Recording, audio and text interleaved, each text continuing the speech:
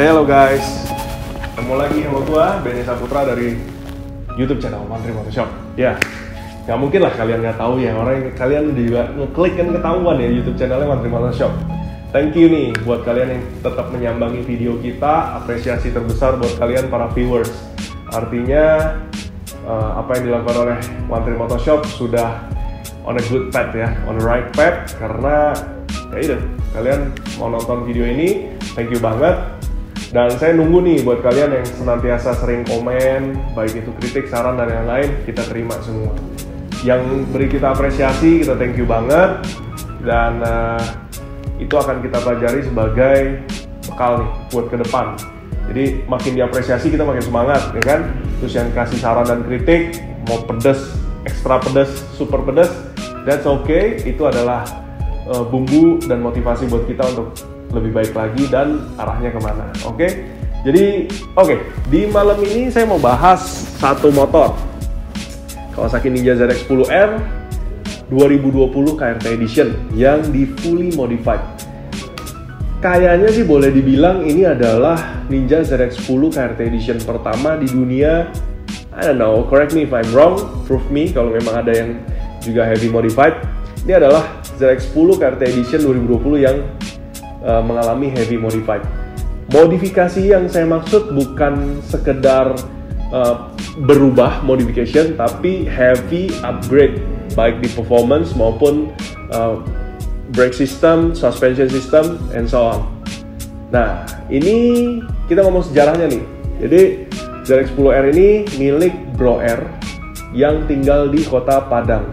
Jadi motornya dipesan ke Mantri Motorshop karena ya kita, kalau kalian lihat dari Instagram, memang belakangan kita boleh dibilang sub dealer kali ya. Jadi kita menjual motor-motor Kawasaki, ATPM Kawasaki resmi CBU di showroom kita.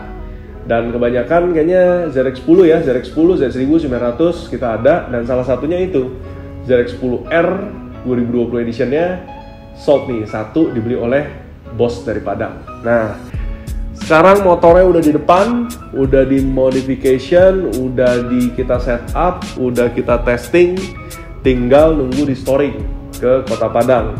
Langsung aja kita lihat. Oke, kita lihat motornya. Nah, kalau ini ZX-10-nya masih brand new nih. Jadi barangkali ada yang berminat juga, ada fresh last unit brand new Kawasaki ZX-10R KRT Edition. Kira-kira kalau yang konsep ini diramu berbeda, benar-benar truly WSBK, ya kan? Shooter, swing arm, subframe dari Racing Division, tanki pakai aluminium, tank Racing Division. Wah, itu challenge ya. Tapi oke, yuk kita lihat yang di depan.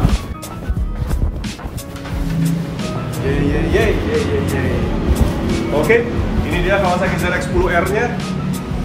I think first in the world, KRT Edition 2020, heavy, upgraded as performance and looks. Kalau kata temen gue sih, gue mah apa aja juga mau, ya bener sih. Tapi gue ngeliat gini, gue jadi pengen build ZX-10R karena ini banyak banget signifikan dari perubahan yang dipasang.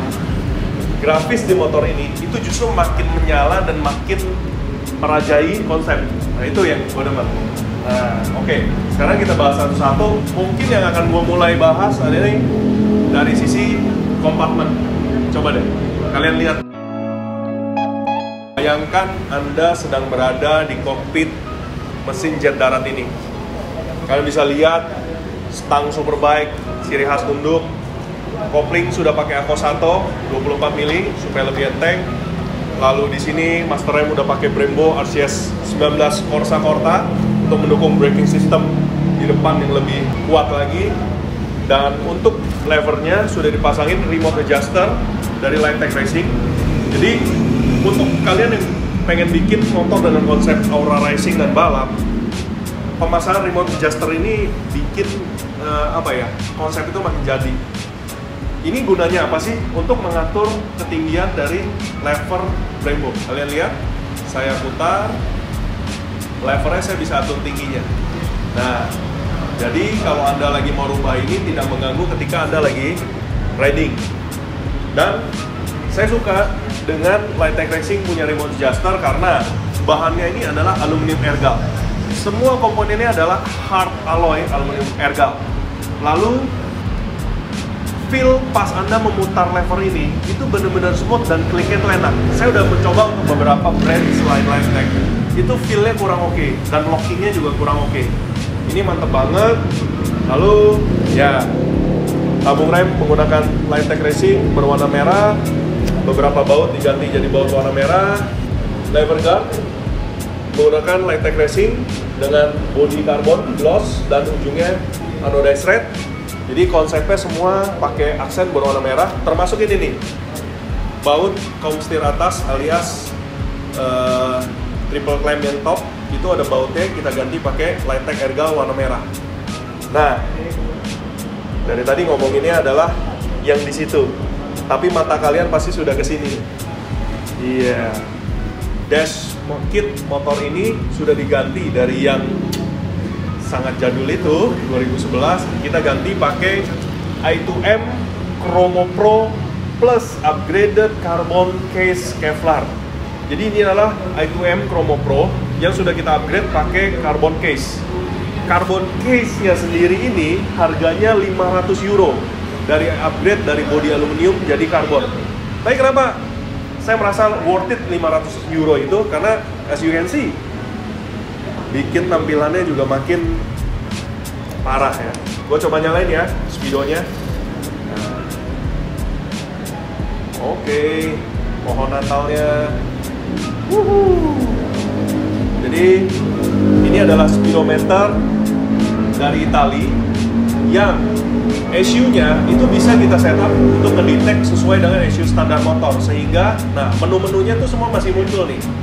Quick shifter down, quick shifter up, maksudnya adalah sensor up and down, KLCM ada, power mode ada, electronic brake system, traction control, semuanya tetap muncul. Bahkan diagnostik juga tetap muncul.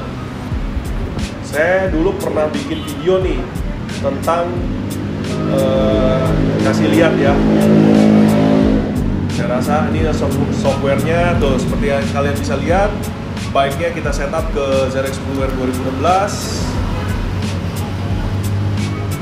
Lalu apa lagi ya? Ini.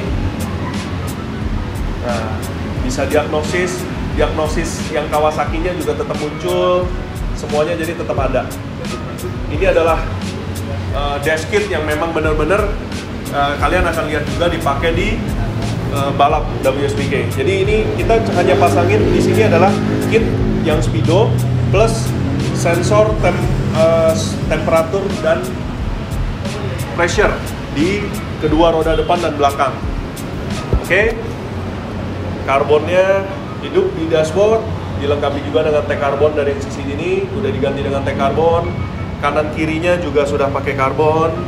Jadi benar-benar full. Udah nggak ada lagi plastik hitam di kokpit. Plastik hitam kadang-kadang bikin tampilan juga kadang jadi seperti apa ya, agak a bit lame lah. Segitiga atas juga sudah dikasih cover dari T-Carbon, carbon Kevlar original. Kenapa gue kasih lihat lu view kokpit?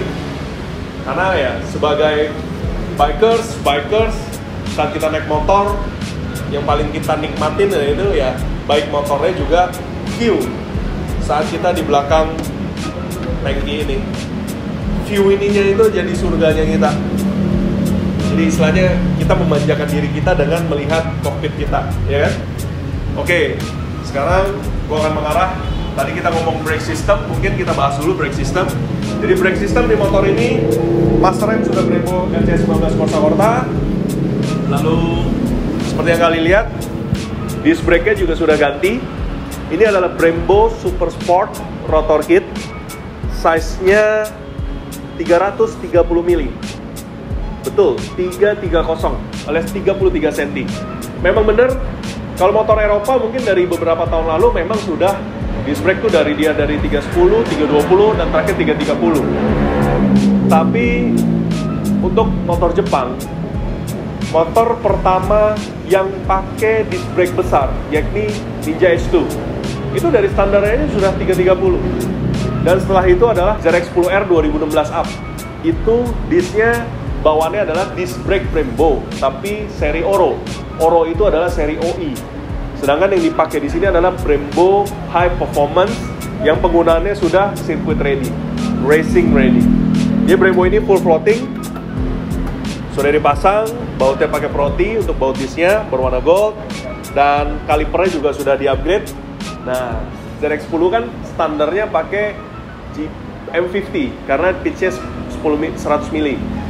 Jadi dari M50, sini udah di-upgrade menggunakan GP4RX 100 mili, kaliper CNC dengan finishing nickel. Kampasnya juga udah pakai brake pad Brembo yang sintered gold, dan ini brake system di depan nih. Kita lihat brake system yang di belakang. Nah, untuk brake system yang belakang juga sudah upgrade. Saya tambahkan dulu, brake hose di motor ini sudah di-upgrade menggunakan Hell Performance dari UK. Jadi selang rem sudah pakai braided stainless steel dengan finishing warna merah. Kenapa kita pilih merah? Karena memang kita sengaja munculin tema merah di motor ini yang kesannya emang racing dan strong ya. Warnanya strong banget. Jadi selang rem Hell Performance warna merah. Kaliper belakang pakai bracket dari RSP Racing. Jadi ABS semua posisi tetap rapi, dan kaliper belakangnya P234 CNC nickel.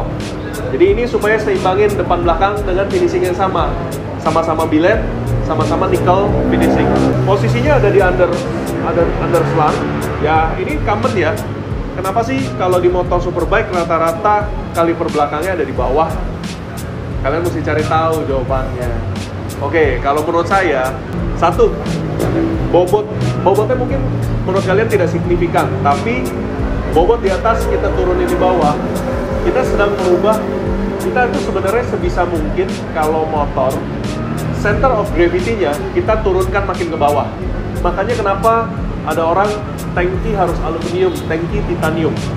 Kita berusaha untuk bobot-bobot yang di atas itu ya karena kita nggak bisa dipindah, tangki tetap harus di atas ya kan, bobot di atas. Gimana cara supaya lebih ringan? Ambil material yang lebih ringan. Kenapa sih? Kenapa sih semua diperingan? Karena itu, handling motor pasti akan improve banyak kalau center of gravity-nya makin di bawah dan makin sentris. Jadi, ya salah satunya menurut saya alasan kaliper underslang adalah itu. Bobot di bawah, COG lebih rendah. Kedua yakni secara aerodinamika dan airflow, itu di bawah itu ada aliran udara vakum, sehingga cooling system dari brake kaliper ini juga lebih optimal posisi di bawah. Oke, itu untuk disc brake belakang masih standar, nggak dirubah apapun, cuma bautnya udah pakai Proti warna gold. Nah, itu brake systemnya, master rem standar, tabung rem pakai Litek warna merah. Stop dengan brake system, handling. Apa aja yang dirubah di motor ini sehingga handlingnya berubah? Secara ergonomi, setang tetap menggunakan standar, namun footstepnya sudah ganti pakai Litek Racing, bahannya Ergal. Ini leadnya ini bahannya magnesium, semuanya Ergal alias hard alloy. Selain dari material, apa sih kelebihan dari Litek Racing? Satu, memang materialnya punya kelebihan, yakni ini keras banget, ini sturdy banget, dan kalau sampai amit-amit crash, saya prefer, nah seperti motor ini, saya prefer foot pack-nya itu fix rather than foldable. Kenapa? Karena menurut saya ini ada gunanya ketika ya kalau ada sampai slide crash, ya kan, kaki kita ada di footstep dan terjepit, at least footstep ini yang akan menahan atau menyelamatkan mata kaki kita atau kaki kita. Jadi itulah kenapa saya lebih prefer fix rather than foldable. Dan udah banyak nih testimoninya ya kan, yang amit-amit ya mengalami sial dan jatuh. Footstep ini sangat amat kuat dan tidak merotol kalau sampai kenapa-napa. Dan selain kekuatannya juga desain dari footstep ini nggak sembarangan karena memang dipakai untuk performance. Jadi mereka punya lengan perhitungan sudut dan panjang lengan kuasa, lengan beban baik di rem maupun kuas gigi itu udah diperhitungkan baik-baik sehingga ganti giginya tetap enak. Kalian bisa, ini ada beberapa settingan. Nanti kalian bisa lihat itu ada beberapa lubang di bagian tuas gigi. Itu apa sih tujuannya, kenapa ada 3 lubang? Karena kalian bisa mengatur seberapa agresivitas atau gimana ya, kalian mau bikin travel giginya tuh seberapa jauh, itu bisa. Semakin travel giginya makin dekat, makin sedikit, tentu buat balap sih enak, cuma sedikit lebih keras. Kalau mungkin di harian, mungkin kalian lebih yang nyongkel sama pushnya lebih enteng, tapi travelnya lebih jauh. Jadi ya itu permainan fisika ya kan. Kalau untuk rem juga, kalau light tech, travelnya juga masih pas, nggak terlalu jauh, nggak terlalu pendek, sehingga Anda masih bisa punya feeling untuk rem belakang. Itu ergonomi, handling. Ya, ergonomi bagian dari handling. Handling yang utama, suspensi. Seperti kalian lihat, motor ini suspensi depan belakang sudah diganti. Fork depan aslinya, yaitu Showa BFF, itu dipensiunkan dan diganti dengan Öhlins FJRT 200 series. Saya lupa kodenya. Bentar. ZX10R 2016 pakai FJRT 225 kodenya. Jadi udah pakai fork depan dari Öhlins. Ini 3-way preload adjustable, lalu ada rebound dan compression. Yang bagus dari Öhlins ini adalah ya the ground suspension. Lalu di bagian bawahnya sini juga dudukannya semua CNC billet, dan ini craftsmanship-nya bikin tampil wow motornya, ya kan? Suspensi belakang juga dirubah. Nah, kalian harus tahu nih, jangan asal. Saya sering banget dapat customer nanyain, Öhlins-nya berapa tabung? Jujur saya bingung. Öhlins-nya harus berapa tabung? Dan kesannya semakin banyak tabung semakin wah. Bill-nya mungkin semakin wah, tapi belum tentu secara function juga wah. Nah, di ZX10R ini itu tabungnya reservoir yang nggak ada gitu. Adanya ya ini remote adjuster untuk preload. Gunanya apa sih? Di motor ini posisi shock itu ada di dalam. Jadi ketika kalian mau set up preload spring, itu posisinya di dalam dan susah dijangkau. Sedangkan kadang-kadang kita perlu quick adjustment. Itulah kenapa shock Öhlins let me guess KA468 untuk ZX10R ini itu remote adjusternya tuh ada disiapkan karena ya apa? Supaya kalian bisa quick adjustment untuk preload spring. Preload spring ini adjustmentnya gimana? Keras lembut. Apakah itu buat keras lembut kok atau buat gimana? Cara setupnya adalah kalian harus hitung rider shack depan dan belakang. Untuk motor sport superbike seperti ini, rider shack yang dianjurkan adalah depan 3,5 cm dan belakang 3 cm. Jadi kalian harus mengatur preload dari spring di masing-masing suspensi untuk mengejar rider shack tersebut. Apa itu rider shack? Google dulu. Kapan-kapan kita bahas. Untuk rebound dan compression itu adjustable dan ada di sebelah kiri. Nanti kalian bisa lihat di kamera. Dan memang ada secondary gas tank. Nah, itu baru tabung. Oke, tampil looks karena gold bukan berarti kita juga ngejar cuma looks, tapi ya superbike harga di bawah 500 juta itu udah very good. Tapi shock belakangnya sebenarnya itu yang sangat amat kurang, terutama di bagian feel rebound menurut saya. Jadi memang utamanya yang kalau saya pasti rekomendasi ganti belakang. Dengan ganti belakang kita bisa setup shock depan belakang sinergisin itu jauh lebih enak. Setupnya bisa dapat. Tapi kan ada juga beberapa customer yang nggak puas. Oke, belakang udah Öhlins, depannya kayak kurang nih, gatel. Jadi pakai Öhlins juga. Ya, jadi dipasang Öhlins depan belakang dengan ya effort lebih, ya tentu sebenarnya saya boleh bilang dapat lebih. Begini, apa sih suspensi itu bisa nggak sih dibilang mana bagus mana enggak? Brand macam-macam, karakter macam-macam. Öhlins yang dijual oleh Sweden ke mass production seperti ini memang sudah high performance. Tapi seperti namanya, Road and Track. Sama juga seperti Öhlins yang kalian rasakan di suspensi mobil. Banyak orang yang bilang, suspensi Öhlins itu di mobil juga ada enaknya gitu. Kenapa? Karena yaitu tipenya R&T, Road and Track. Capable on the track, but very good on the street as well. Jadi setupnya itu, kalau Öhlins seperti ini, itu dia tuh punya apa ya, karakteristiknya sedikit lebih wide. Beda sama beberapa suspensi lain yang juga sama bagusnya ya, sama advance-nya dipakai di balap racing. Tapi it's tricky and narrow. Settingannya itu narrow, jadi benar-benar harus precise baru enak. Tapi ada sedikit kendala, ada perubahan, itu suspensi langsung gak mumpuni. Beda sama Öhlins yang R&T ini, itu lebih wide range sehingga nyaman-nyaman aja lah gitu. Ketemu jalan macam-macam, keriting, bumpy, atau yang flat, itu semua juga kayaknya di lahapnya mantap. Itulah bedanya Öhlins R&T yang digunakan di motor dan mobil. Nah, jadi saya bukan promosi, tapi memang saya harus akui barangnya bagus. Oke, suspensi udah kita bahas, braking udah kita bahas performance. Untuk performance, motor ini di-upgrade, mesin tetap standar, tapi elemen-elemen terkait sudah di-upgrade. Seperti biasa, udah pasti yang masuk dan yang keluar semuanya dioptimalisasi, ya kan? Kita bicara engine, itu bicara sistem. Karena ini superbike dan saya rasa jalan juga punya keterbatasan, menurut saya engine-nya kita nggak perlu upgrade yang dimaksud. Baik bloknya, valve-nya, head-nya dirubah, dan lain-lain, timing, camshaft, banyak yang bisa dirubah di motor ini. Banyak yang bisa itu speknya WSBK deh. Tapi untuk ini engine tetap standar, stok, kopling juga ini karena motor baru jadi masih standar. All udah cukup, hanya saja dioptimalkan lagi dengan itu inlet dan outlet. Inlet kita bicara dengan intake udara dan intake bensin. Inlet kita bicara tentang apa yang masuk, yang namanya mesin berbahan bakar seperti ini ya otomatis udara, bensin, ya kan?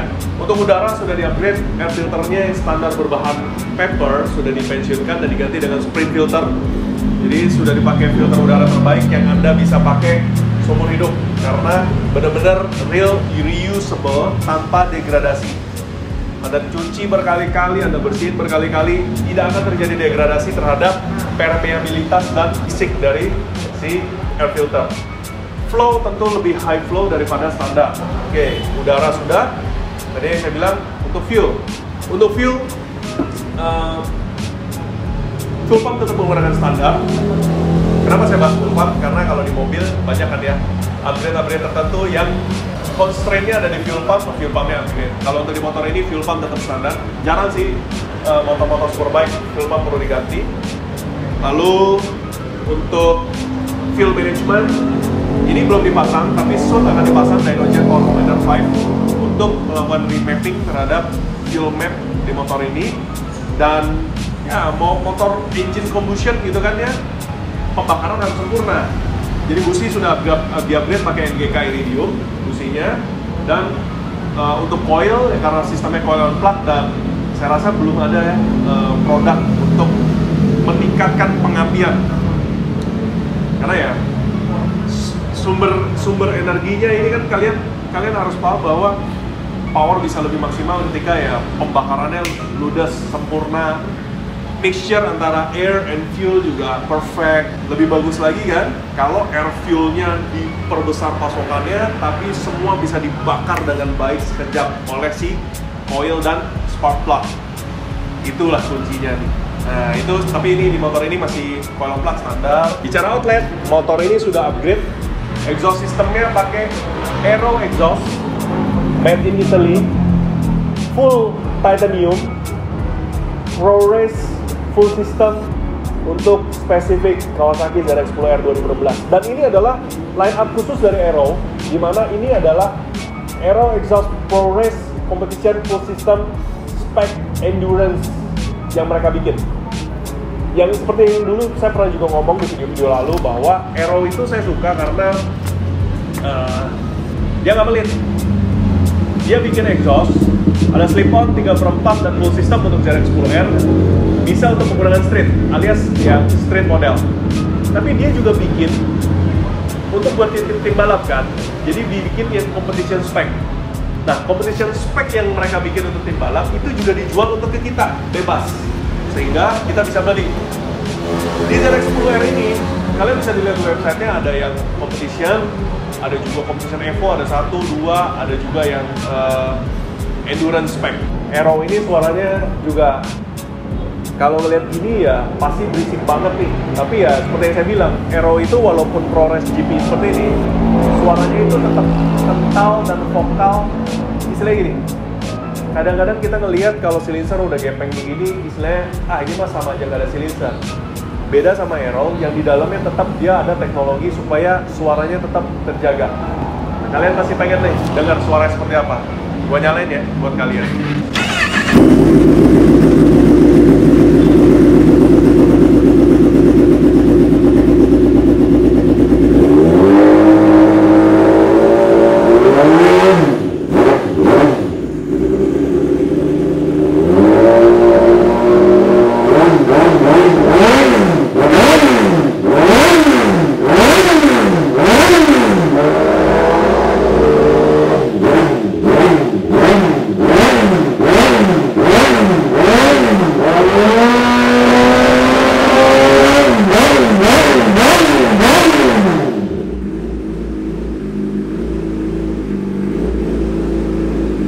Gimana nih menurut kalian suara Aero ProRace full system competition di motor ini?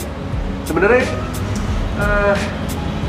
saya pengen sih bikin gimana caranya supaya kalian bisa mendengar suara exhaust dari Aero di motor-motor ini atau ya motor lain gitu ya, real time. Kenapa? Karena rata-rata kalau kita perdengarkan suara knalpot kondisi lagi idle, itu suara berbeda ketika motor nanti sudah ada load dipakai di jalan raya dan Anda lagi accelerate. Itu suara beda banget, okay? Ini kan tadi kayak berdendang ria gitu ya. Tapi kalau Anda pakai di jalan, suaranya bener-bener tiba-tiba lebih dalam, lebih padat dan lebih beda karakternya. Tapi itu artinya saya mesti pasangin GoPro gitu kan, pasangin mikrofon khusus buat dengerin knalpot. Itu juga harus reset suaranya supaya gimana supaya output bagus. Saya mesti belajar juga. Dan yang paling berat adalah motor orang harus saya pakai jalan. Dan saya paling anti untuk membawa motor orang yang bukan milik saya. Kalian yang kenal saya pasti tahu deh. Suruh tes motor gua dong. Sorry, kalau motornya bukan punya gua nggak mau tes. Kenapa? Karena berat ya, berat banget, itu bukan milik saya gitu. Idealisme saya lah. Kalau mau dites pun kadang ada brake system dan lain-lain, saya tes tetap di jalanan di depan toko aja, khusus untuk supaya itu pun dengan hati-hati dan pikiran penuh pikiran beban. Karena apa? Motor yang saya bawa itu punya orang. Jangankan bawa motor orang. Ini mungkin juga keluhan kalian para rider. Seringkali ngelihat motor kita udah kita lap rapi-rapi, ditaruh di parkir, dinaikin sembarangan, disender-sender, dipelet-pelet dan lain-lain. Itu pasti sedih, ya nggak? Pasti sedih.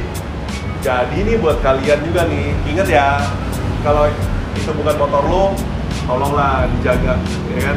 Lihat boleh, sentuh izin. Gak ada sentuh bayar, bukan sentuh bayar. Lihat boleh, sentuh jangan. Kenapa? Itu bagian dari kalian respect terhadap barang orang lain, ya kan? Nih, masukan buat kalian nih, oke? Nah, exhaust sudah, kita bahas performance sudah. Apa lagi yang belum dibahas di motor ini?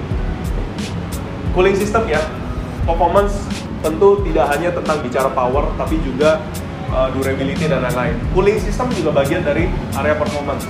Jadi tentu seperti biasa motor sini udah diganti engine coolant-nya menggunakan engine ice, coolant asli dari USA dengan bahan propylene glycol, bukan ethylene glycol. Itu adalah kunci kenapa engine ice sebagai heat carrier sangat efektif dan sangat baik. Harmless, environmental friendly, itu udah jelas. Kalian bisa minta ke kita MSDS kalau perlu. Tapi motornya udah lebih adem dengan menggunakan engine ice, dan lagi-lagi ditambah dengan selang radiator dari Samco Sport tipe racing spec. Kalian bisa lihat racing spec dari mana? Dari sini. Join huruf V ini udah seamless. Kalau kalian standar, itu selang kalian bisa lihat bahwa dia pakai sambungan plastik. Kalian copot, kalian akan lihat bahwa flow dari pipa ke sambungan Y ini itu sempat mengecil. Karena apa? Karena pakai adapter. Tapi dengan seamless seperti ini air water flow-nya ini makin optimal dan makin besar. Tentu itu berefek pada pendinginan juga, gitu kan. Dan selain daripada itu, berbahan silikon ini tahan panas, tahan pressure yang lebih tinggi lagi. Kalian bisa lihat testing dari Samco Sport yang dibikin di UK ini, originalnya dibikin UK, oke? Kalian bisa lihat mungkin Samco Sport di mana-mana, kadang-kadang ya itu Samco-Samcoan. Jadi hati-hati dalam membeli. Samco Sport yang ini made in UK dan bahannya khusus. Sehingga mereka juga bisa membuktikan testing daripada tekanan dan suhu itu sangat kuat, jauh lebih kuat daripada standar. Oke, cooling system, kita bicara tentang protection parts. Motor ini udah dilengkapi dengan axle slider depan belakang dari RNG Racing. Ini penting banget nih bro, harga nggak seberapa tapi kalau amit-amit kenapa-napa ini ngelindunginnya ini nih bro. Ini ngelindunginnya ini, axle slider. Lalu frame slider, ya belum dipasang karena jadi sebelum proses motornya orangnya juga udah nabung spare part. Nah barang-barangnya sebagian masih ada di Padang nih, frame slider, windscreen, tail tidy, doi udah beli tapi ada di Padang. Rencananya motor mau dikirim sana, doi baru mau pasang sendiri. Tadinya udah minta kirim, cuma nggak tahu gimana. Oke lah pasang di sana aja, ya sudah. Jadi frame slidernya pakai RNG Racing tapi masih ada di sana. Protektor lainnya yakni tadi ya, axle protector tapi ada di roda belakang, itu juga udah dipasang.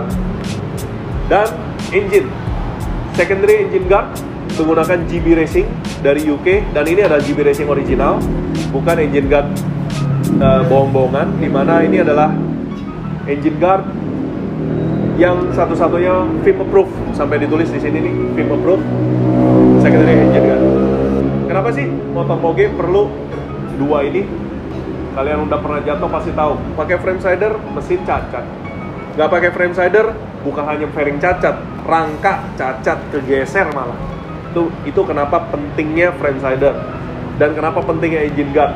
Walaupun Anda pakai frame slider, namanya motor dengan bulk physical seperti ini, itu kadang-kadang tumpu satu di sini tapi sadang satu lagi di bawah. Jadi itulah kenapa perlu.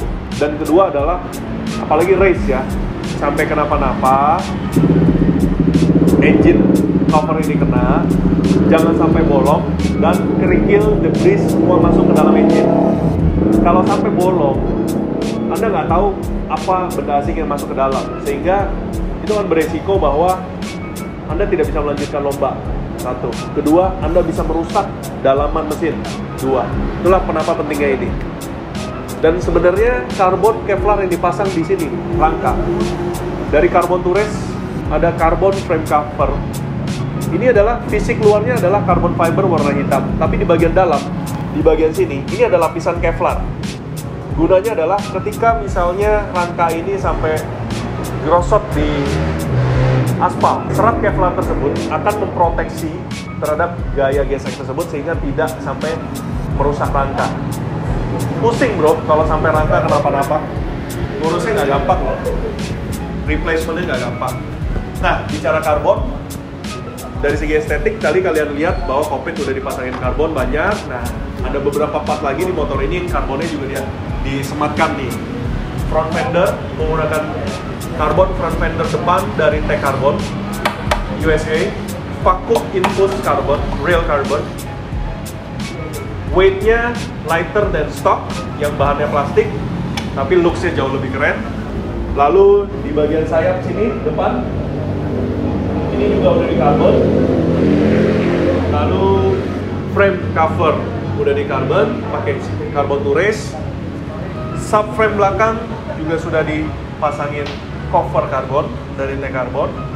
Lalu di sini ada swing arm cover dari Tech Carbon. kanan kiri, dan rear hugger carbon dari Carbon Tourist Slovenia. Jadi kalian lihat secara keseluruhan, mundur kameramen. Karbonnya kelihatannya banyak, tapi hasilnya sinergis, rapi, balance, nggak kebanyakan, nggak juga kurang. Karbonnya jadi aksen di motor ini, makin kelihatan racing dan sporty. Nah, kadang sinergi balance ini ya, makin asik dilihat motornya. Oke, jangan lupa tadi bicara handling. Motor ini velgnya juga sudah di-upgrade dari velg standarnya yang adalah cap kaki 3, di-upgrade menggunakan velg force wheel dari OZ Racing tipe gas RSA. Gas RSA ini palangnya ada 6, dan ini diklaim adalah velg forge wheel berbahan alloy yang paling ringan dan paling ulet dan paling rigid. Nah, forge wheel adalah solusi buat wheels yang berbahan metal, tapi bisa seringan mungkin karena metalurginya yang sudah berbeda. Karena ini forge metal. Dan OZ mengklaim bahan metal dia, proses forging dia, proses tempering dia itu sangat berbeda daripada yang lain, sehingga bisa seringan mungkin alias setipis mungkin, tapi kekuatannya top. Yang paling kalian harus garis bawahi, kekuatan tidak bicara tentang kekuatan seperti batu atau seperti iron. Kita bicara tentang keuletan. Kenapa? Kalau kita bicara wheels, kita butuh yang benar-benar balance, kuat, dan kalau sampai apa-apa pun kalian bisa lihat dari mana kalau forge wheelnya atau metalnya itu bagus. Yang pasti tidak mudah peang, tidak mudah penyok. Sekalipun kena impact besar, dia juga tetap ada batasnya. Tergantung ya impactnya seberapa besar. Kalau kena impact sebegitu besar, kalian bisa lihat perbedaan antara velg ini dan velg yang lain. Bedanya di mana? Seberapa banyak dia melengkung, atau dengan impact yang sama, penyoknya seberapa jauh. Dan rata-rata perbedaannya lagi adalah dari metalurginya. Kalau peleknya dengan metalurgi bagus, itu pasti ulet gitu, penyok, tapi tetap rapi, homogen. Tapi kalau yang buruk biasanya penyok abis itu crack. Nah, ini kan yang kita tidak mau kan. Dan itu crack itu sangat berbahaya. Satu bahaya, kedua nggak bisa di repair. Well, ya itu tapi pilihan. Velg OZ Racing gas RSA yang disematkan di motor ini berwarna hitam. Keren ya, hitam black anodized. Justru dengan hitam ini tampilannya makin ganas banget. Menurut gua sih makin hitam makin ganas. Logonya warna orange, dan ini finishingnya adalah gloss anodized. Jadi black gloss anodized. Menurut gua keren banget, makin seru banget, dan makin mirip dengan motor-motor yang dipakai di ajang racing. Oke, gue tidak mau selesai di sini. Gue akan tunjukin lu apalagi yang ada di sisi sebelumnya. Gue switch dulu ya motornya. Gue kasih lu orang lihat dulu deh keindahan dari motor ini dari sisi sebelah kiri. Dari depan sampai belakang. Ibarat kita lelaki ngeliatin wanita ya, dari ujung kepala sampai ujung kaki gitu kan. Ngeliatinnya juga sama. Nah, oke. Nah, apa ya? Oke, di sebelah kanan kan tadi pakai Lightech lever guard. Kalau yang di sebelah kiri, ini nggak dipakai light clutch guard, tapi dipakai bar end. Jadi bar endnya menggunakan Lightech, warnanya merah hitam. Bahannya ergal loh. Dan ini bar end selain tampilannya looknya oke, juga nggak sembarangan. Materialnya bagus, bobotnya juga ada. Kenapa? Supaya meredam vibrasi dari clip-on. Apalagi yang ada di sini, nih kalian bisa lihat nih seksinya engine bay ketika sudah pakai satu sport radiator house. Kelihatan lebih berbobot, lebih bersih, dan tanpa bukan hanya kelihatan, tapi performanya juga coolingnya juga tambah. Lalu yang gua akan kasih lihat lagi yakni quick shifter. Di Kawasaki ZX-10R originalnya memang sudah dilengkapi dengan quick shifter dari Kawasaki, ya kan? Tapi buat kalian yang udah pernah bandingin, quick shifter di ZX-10R itu mungkin didesain lebih ke arah comfortnya, jadi lebih generalisasi, sehingga kalau menurut gua feel tuas giginya tuh agak kurang tajam. Shiftnya, kill time-nya itu dia one shot, single channel. Sehingga kalau di low RPM, dia itu jedanya lumayan jauh. Beda sama ini nih. Ini udah pakai quick shifter dari Translogic. Translogic IS4 DCS. Ini ada sensor DuraShift. Lalu modulnya di mana ya? Kalau nggak salah modulnya ini ditaruh di dalam. Ini modulnya ada di dalam. Dia adalah quick shifter flagship dari Translogic, di mana teknologinya multi channel, sensornya DuraShift, lalu adaptive teknologi. Karena multi channel, jadi kill time di RPM bawah dan di atas itu sangat berbeda, dan dia mematikan silinder tidak single channel mati sekaligus, tapi tergantung pada beban piston. Itu uniknya. Lalu apalagi ya bedanya? Ada Pro mode. Sehingga kalian buat penggunaan profesional, kalian bisa setup. Dia ada 5 range of RPM, kalian bisa setup masing-masing kill time di RPM tertentu. Itu bedanya Translogic Quick Shifter. Lalu ini adalah remote adjuster dari Öhlins yang tadi saya bilang. Jadi ini adalah bukan tank, bukan gas pressure tank seperti yang di dalam, bukan. Tapi ini adalah remote adjuster untuk preload. Nah, oke, kita mundur ke belakang. Nah, ini dia nih yang biasa gue bangga ini. Ini rantainya sudah pakai EKA chain tipe 3D, tipe tertinggi satu-satunya yang ada di dunia. Jadi high tensile-nya tinggi, keras, presisi, durable, tapi ringan karena desain dari plate-nya yang begitu istimewa. Ini 100% made in Japan. Karena kenapa? Banyak dari sekarang kalian tentu tahu lah ya, brand boleh Jepang, tapi belum tentu made in Japan. Made in Japan, assembly in Japan, belum tentu komponennya dibikin di Japan. Kalau ini, tipe ini, sama kayak EKA chain. Jadi EKA chain ada beberapa line up ekonomis, itu yang partnya dibikin di Taiwan ataupun China. Baru assembly-nya di Jepang. Dan beberapa key point itu tetap pakai barang Jepang. Jadi mereka kombinasi. Tapi kalau 3D seperti ini no. Ini 100% semuanya dibikin di Jepang dan di assembly di Jepang. Dan in-house. Supaya resepnya nggak kelewatan kemana-mana. Ini rantai enteng, silent, very durable, nggak mungkin mudah kendor, dan benar-benar precise. Warnanya pun juga anodisnya keren banget. Ini pressure plate-nya, plate yang di depannya ini warnanya hitam. Benar-benar black, deep anodized black, tapi nggak glossy kemana-mana, tapi very nice. Lalu goldnya ini lebih ke arah rose gold rather than golden yang kuning-kuningan. Itu berbeda. Dan efeknya di motor pun juga beda, lebih premium taste. Gear pakai Sam sprocket mengawal OZ Racing ini. Lalu sprocket gearnya pakai Driven Racing original dari USA, warna merah. Dan ini nih, chain adjuster dari Lightech Racing juga warna merah dipakai di sini. Kamu bayangin ya, ini sih barang kebanggaan gue dari Lightech ya.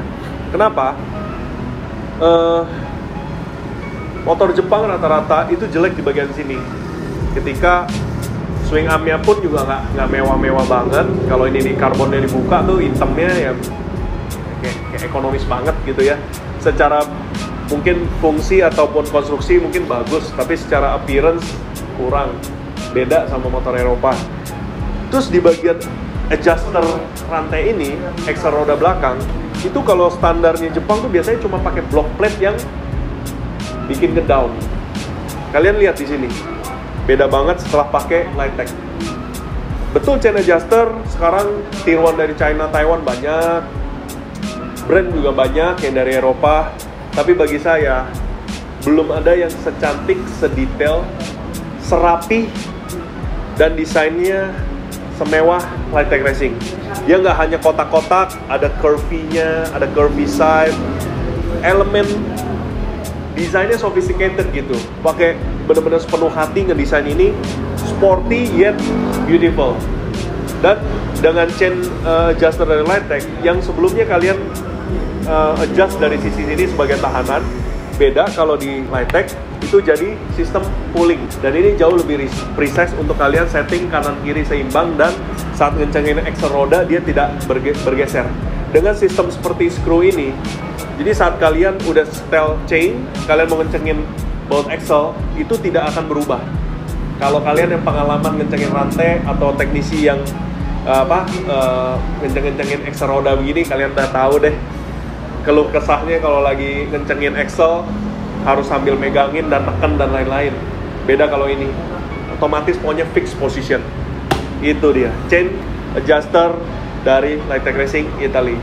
Apalagi ya yang kita bahas dari motor sebelah sini? Saya rasa sudah. Nah, kalian pasti komplain deh, kenapa windscreen-nya standar, kenapa tail tidy-nya nggak dipakai, masih standar begini semua, kenapa nggak pakai frame slider seperti yang saya ngomong. Motor ini rencana akan dikirim ke Padang, dan lalu barang-barang dari Mantri yang sudah dikirim ke sana terlanjur akan dipasang sendiri, yakni windscreen, tail tidy, frame slider. Saya lupa ada sesuatu lagi, mereka akan pasang sendiri. Oke. Mungkin hasil akhirnya akan kita post di Instagram setelah motor sampai Padang dan dipasang. Jadi stay tune ya di Instagram kita di @1trimotorshop supaya kalian bisa ngeliat ya kan karya-karya motobike di Indonesia yang keren-keren. Nah, oke. Mungkin segitu aja kita bahas motor ini. Seandainya satu saat kita bisa juga kasih footage kalian motor ini dibawa ke track, di record ya kan, view cockpit, view belakang, suara knalpot, itu keren banget. Ini PR dah buat gua deh, kapan-kapan kita mencapai itu, bikin video selengkap itu. Wah, top banget. Cuma kelihatannya kameramen gua pasti minta naik gaji. Aduh. Oke, thank you guys for watching.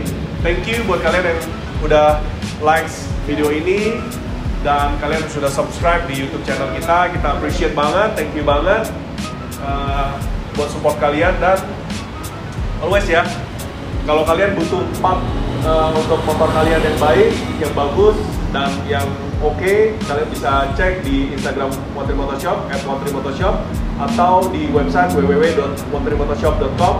Dan jangan sungkan kalian bisa konsultasi ke kami. Kalian bisa lihat di profile nomor-nomor untuk konsultasi. Oke, thank you for watching. Bye bye. A few moments later.